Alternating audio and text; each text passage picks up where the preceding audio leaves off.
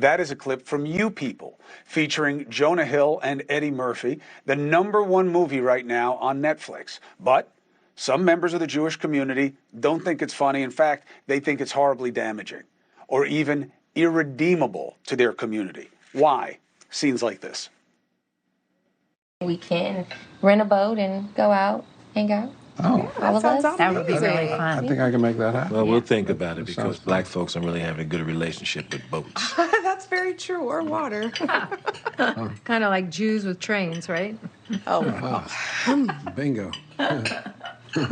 Are you trying to compare the Holocaust to slavery?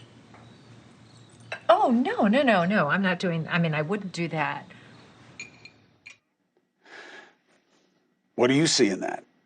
One of the people condemning the movie is Allison Josephs, executive director of Jew in the City, a nonprofit that works to dispel stereotypes about religious Jews. Now, let's take two sides on this. We also have a writer and comedian who's also Jewish, Judy Gold. Her book is called Yes, I Can Say That. It's good to have you both. Thank you for having this conversation. As you know, I am an unabashed ally when it comes to supporting Jewish people and making sure that we never forget that there is still victimization. So that's why I think the conversation's worth having. Is this controversy or non-controversy? Let's discuss. Allison, you go first. Why is this not just funny or not funny and partially written by someone who was raised Jewish in Jonah Hill? Well, first of all, I want to just thank you for giving me a platform to say this, because just writing like raging text to my friends and colleagues was not a large enough platform. It's not funny because the premise of the movie is that everybody loves black culture, which is great. And that's beautiful that the black community in the film can love their culture and be proud of it. And everyone in the film hates Jewish culture. From the moment the film opens up, you see them in Yom Kippur services. Everybody is a pervert and super off and weird.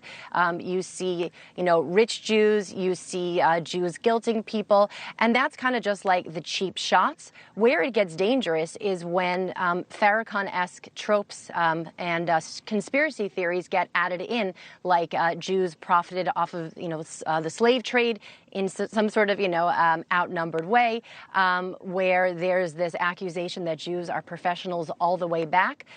My father was the first in his family to go to college. So yes, he is a doctor, but this notion that the father and the father's father and the father's father's father's father, no, Jews came here running from Cossacks, running from Nazis, running from being exiled in the Middle East, penniless, facing every type of persecution. There was segregation in this country. My grandfather went to a pool as a kid that said no blacks, no dogs, no Jews allowed.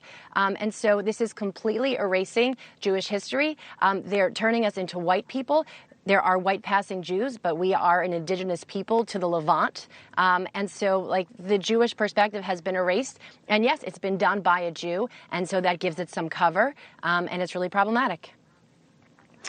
Let's just talk about that last point before I go to Judy. You said gives it some cover. The alternative idea would be, well, Jonah Hill doesn't want to hurt the Jews, and there are other Jewish people who are involved in the production. Certainly, they weren't trying to do something that was self-hating, as far as we can tell. Why is that not an indication that you may be too sensitive on the issue, with all due respect? Okay, so as an Orthodox Jew, we are visible on the street, which means that, like in November, for instance, every 16 hours in New York, an Orthodox Jew was assaulted.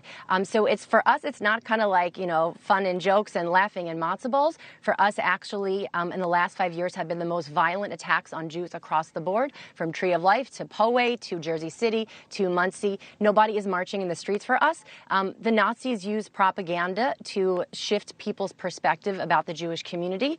And things that start off as funny jokes and haha, can't you just take a joke and have humor? When you slip conspiracy theories, when you erase a person's identity, when there's persecution in the past and present, and you replace that with whiteness and privilege and wealth, when the story is so much more complicated, people have no idea what we're facing right now. We had an attack, a terror threat on synagogues recently in our area. My kids were afraid to go to synagogue on Shabbat. We don't want to live in a world like this. It's 2023. Why don't we be targeted? These ideas and it matters. It changes people's opinion, and it's so ingrained that people don't see it. Yep. Understood. and respected. I don't think this is a debate about whether or not there's a threat, especially to conspicuous Jewish people, right?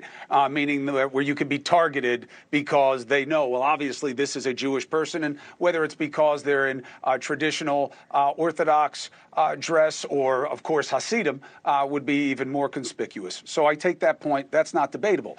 The debatable point, Judy Gold, is that more secular Jews like yourself and Jonah Hill are too invested in the joke and forget the trope that can go with the joke. Is that fair criticism?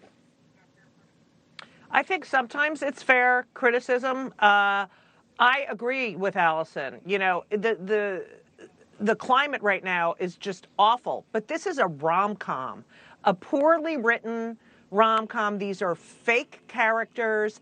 Do these, and it is also fostering discourse. We're all talking about this now. And so it's actually doing something positive in that way. Was I disgusted by some of these jokes? Yes, they're lazy.